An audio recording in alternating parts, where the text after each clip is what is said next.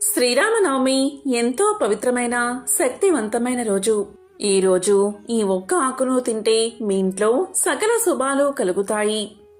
జన్మల దరిద్రం తొలగి కోటి జన్మల పుణ్యం వస్తుంది. శ్రీరామనవమి రోజు ఇది తప్పకుండా తినాలని మన శాస్త్రాలు చెబుతున్నాయి. ఇలా తినడం వల్ల మనిషి దేహం వజ్రంలా మారుతుంది, మంచి ఆరోగ్యం చేకూరుతుంది. ఈ రోజు ఎవరైతే ఇది తింటారో వారి ఆయుష్ కూడా పెరుగుతుంది.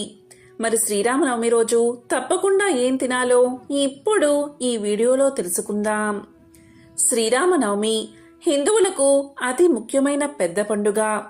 శ్రీరాముడు వసంత ఋతువులో చైత్రశుద్ధ నవమి పునర్వసు నక్షత్రపు కర్కాటక లగ్నంలో సరిగ్గా అభిజిత్ ముహూర్తంలో అంటే మధ్యాహ్నం 12 గంటల సమయంలో త్రేతాయుగంలో జన్మించాడు. ఆ మహనీయుడి జన్మదినాన్ని ప్రజలు పండుగలా జరుపుకుంటారు. అలాగే శ్రీ సీతారాముల కళ్యాణం కూడా ఇదే రోజు జరిగింది. 14 సంవత్సరాల అరణ్యవాసం, రావణ సంహారం తర్వాత శ్రీరాముడు సీతా సమేతంగా అయోధ్యలో పట్టాభిషిక్తుడు అయ్యాడు. ఈ శుభ సంఘటన కూడా చైత్రశుద్ధ నవమి రోజే జరిగిందని ప్రజల ప్రధాన విశ్వాసం. ఈ రోజు మన తెలుగు రాష్ట్రాలైన భద్రాచలం రామాలయంలో, అలాగే ఒంటిమిట్ట శ్రీ కోదండ రామాలయాల్లో శ్రీ సీతారాముల కళ్యాణ ఉత్సవాన్ని వైభవోపేతంగా జరుపుతారు. అంతేకాదు అన్ని రామాలయాల్లో శ్రీ సీతారాముల కళ్యాణాన్ని పందిర్లు వేసి ఘనంగా నిర్వహిస్తారు. శ్రీరాముడు ధర్మ సంస్థాపనార్థం అవతరించిన శ్రీ మహావిష్ణువు యొక్క 7వ అవతారం. రావణాసురుణ్ణి వధించాడు. దేశంలో ప్రజలంతా సిరి సంపదలతో సుఖశాంతులతో ఉంటే అది రామరాజ్యమని హిందువుల విశ్వాసం. శ్రీరామనవమి రోజు ఉదయాన్నే సూర్య భగవానుడికి ప్రార్థన చేయడంతో ఉత్సవం ప్రారంభమవుతుంది. ఎందుకంటే సూర్యుడు రాముడు జన్మించిన సూర్యవంశానికి ఆరాధ్యుడిగా చెప్తారు. శ్రీరాముడు జన్మించిన సమయం మధ్యాహ్నం కాబట్టి ఈ సమయంలో ప్రత్యేక ప్రార్థనలు నిర్వహిస్తారు. శ్రీరామనవమి రోజు బెల్లం మరియు మిరియాలు కలిపి చేసిన పానకం చాలా మందికి ఎంతో ఇష్టం. అదేవిధంగా వడపప్పును ప్రసాదంగా పెడతారు. ఈ పండుగ సందర్భంగా సాధారణంగా తమ ఇళ్లల్లో చిన్న సీతారాముల విగ్రహాలకు కళ్యాణోత్సవం నిర్వహిస్తూ ఉంటారు. అదేవిధంగా దేవతా విగ్రహాలను వీధుల్లో ఊరేగిస్తారు.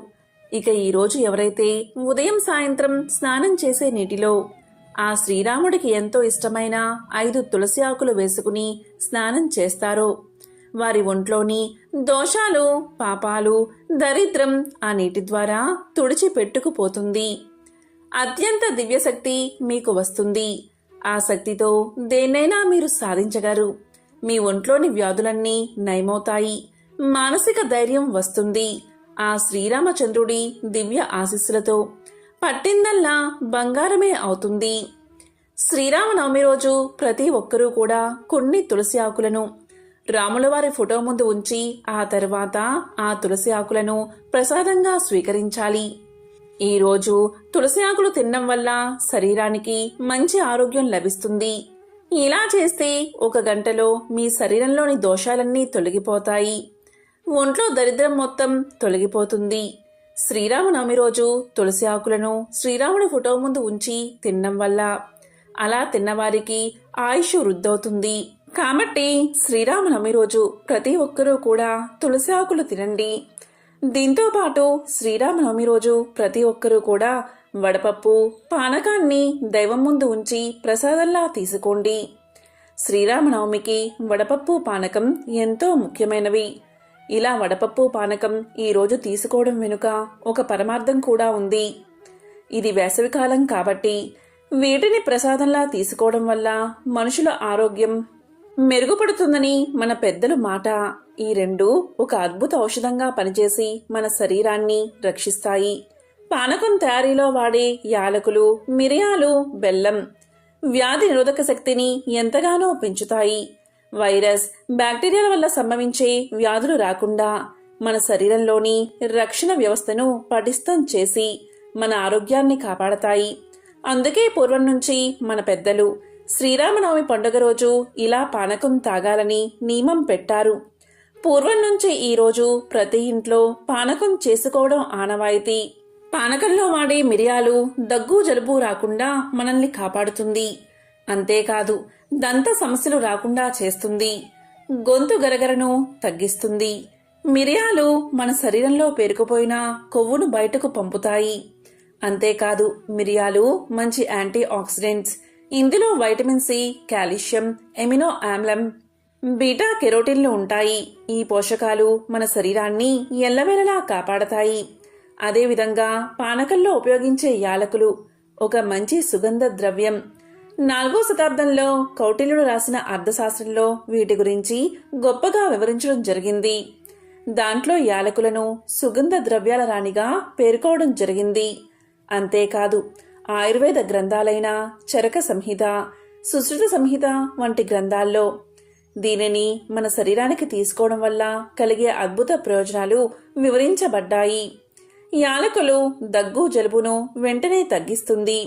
అంతేకాదు యాలకులు పొట్టలో పేగుపోతను తగ్గించి జీర్ణశక్తిని పెంచుతుంది, ఆస్తమాను తగ్గిస్తుంది. యాలకులు మన శరీరంలోకి తీసుకోవడం వల్ల మనసుకి ఉల్లాసాన్ని కలిగిస్తుంది. ఇందులో మన శరీరానికి చలువ చేసే గుణాలు ఉండడం వల్ల దీన్ని పానకంలో వాడతారు. అంతేకాదు యాలకులు వినియోగించిన పానకం తాగితే ఒళ్ళు నొప్పులు తగ్గుతాయి. ఇక ఇందులో వాడే బెల్లం రక్త వృద్ధిని పెంచుతుంది. అన్ని విధాలుగా యాలకులు, మిరియాలు, బెల్లం కలిసిన పానకం తాగడం వల్ల మనిషి దేహం వజ్రంలా మారుతుంది. ఇక వడపప్పులో వాడే పెసరపప్పు మన శరీరంలోని వేడిని తగ్గిస్తుంది, దేహాన్ని చల్లగా చేస్తుంది, జీర్ణశక్తిని పెంచుతుంది. కొబ్బరిలో ఉండే పీచు పదార్థం మన జీర్ణ వ్యవస్థను పటిష్టం చేస్తుంది. కాబట్టి పానకం, వడపప్పులో వాడే పదార్థాలు మన శరీరానికి ఎంతో మేలు చేస్తాయి. కాబట్టే మన పెద్దలు ఇలాంటి నియమం పెట్టారు. ఒకసారి పార్వతీదేవి పరమశివుడితో విష్ణు సహస్రనామ స్తోత్రానికి కాస్త సూక్ష్మమైన మార్గం చెప్పమని కోరుతుంది. దానికి పరమశివుడు ఇలా పలుకుతాడు: దేవి, విష్ణు సహస్రనామం ప్రతిరోజు జపించకపోయినా కనీసం ఈ మంత్రాన్ని ప్రతిరోజు మనసులో 3 సార్లు జపిస్తే ఆ విష్ణు సహస్రనామ పారాయణ ఫలితమే కాదు, ప్రతిరోజు శివ పంచాక్షరి మంత్రాన్ని 1000 సార్లు జపిస్తే ఎటువంటి ఫలితం లభిస్తుందో అంతటి ఫలితం భక్తులకు దక్కుతుంది. పార్వతీదేవికి ఆ పరమేశ్వరుడు చెప్పిన ఆ రహస్య మంత్రమే తారక మంత్రం. శ్రీరామనామ రామేతి రమే రామే మనోరమే సహస్రనామ తత్తుల్యం రామనామ వరానని. ఈ తారక మంత్రాన్ని ఎవరైతే ప్రతిరోజు 3 సార్లు మనసులో జపిస్తారో వారు కోరిన కోరిక నెరవేరడమే కాదు, లక్ష్మీ కటాక్షం కూడా కలుగుతుంది. ఏ భక్తులు కాశీలో జీవిస్తూ ఆ పుణ్యక్షేత్రమందు మరణిస్తారో వారికి మరణ సమయాన ఆ భక్తవ శంకరుడే ఈ తారక మంత్రాన్ని వారి కుడి చెవిలో చెప్పి వారికి సద్గతి కలిగిస్తాడని ప్రగాఢ విశ్వాసం.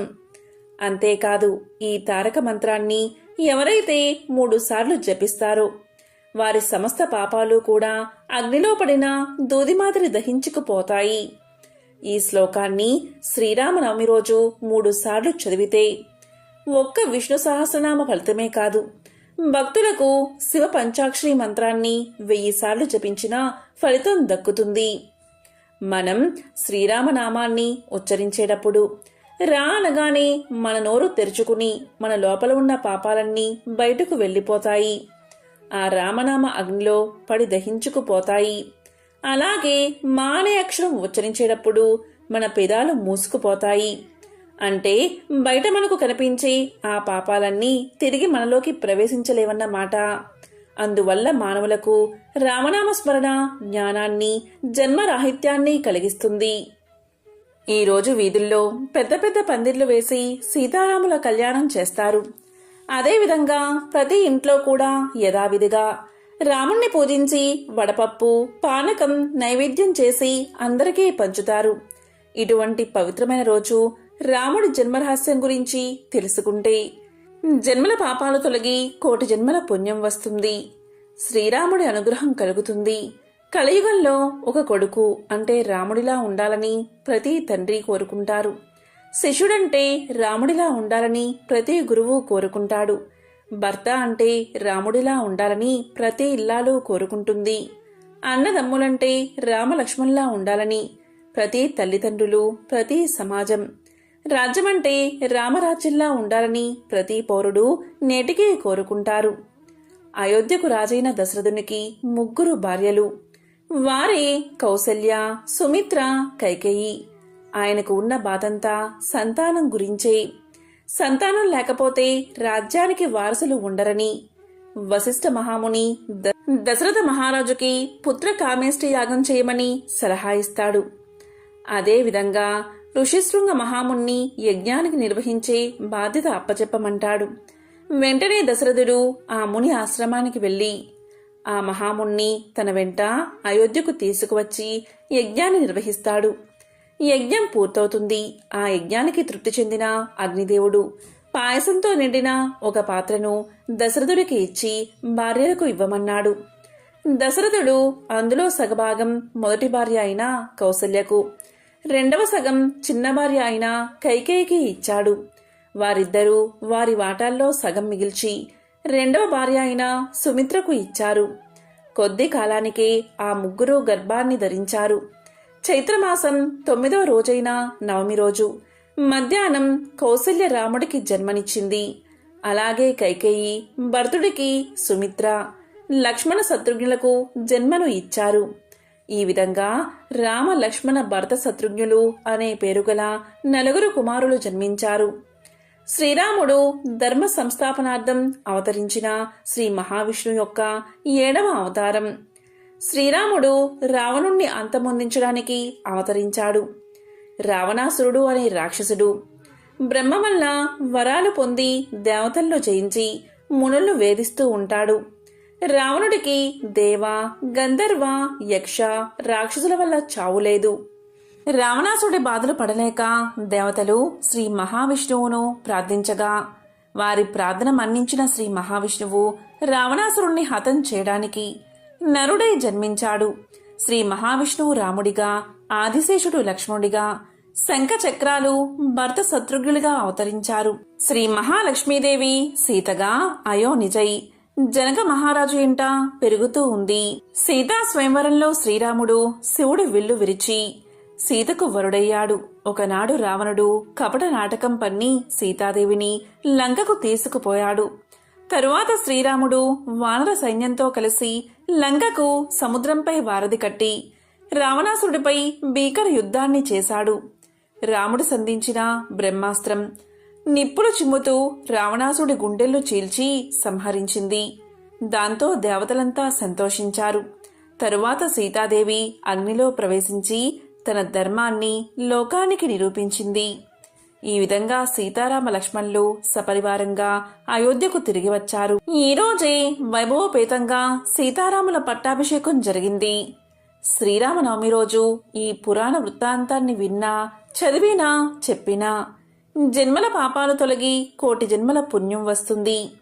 ఇక శ్రీరామనవమి రోజు ఈ రంగు బట్టలు ప్రతి ఒక్కరూ ధరిస్తే అన్ని విజయాలే కలుగుతాయి.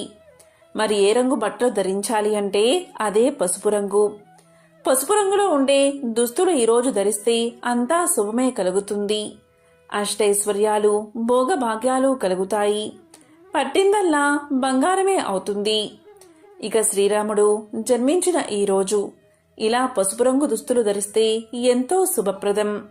కాబట్టి ఎంతో విశేషమైన పవిత్రమైన శ్రీరామనవమి రోజు ప్రతి ఒక్కరూ కూడా తులసి ఆకులను నమిలి శ్రీరాముడి తారక మంత్రాన్ని జపించి ఆ శ్రీరాముడి ఆశీస్సులను పొందండి. ఓం రామాయ నమః. జై శ్రీరామ్.